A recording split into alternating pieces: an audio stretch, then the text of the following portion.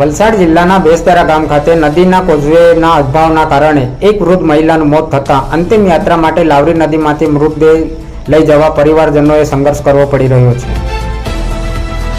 માણસના મોત બાદ પણ સ્વર્ગ મેળવવા સંઘર્ષ કરવો પડી રહ્યો છે।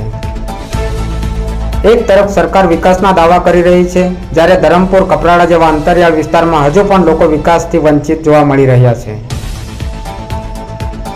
આમ દર વર્ષે ચોમાસા દરમિયાન કોઈકનું મોત થાય તો આ રીતે નદી પાર કરીને અંતિમ યાત્રા કાઢવામાં આવતી હોય છે। મળતી માહિતી મુજબ સ્થાનિક લોકો દ્વારા અનેક વખત નદી પર કોઝવે બનાવવા રજૂઆત કરવામાં આવી હતી।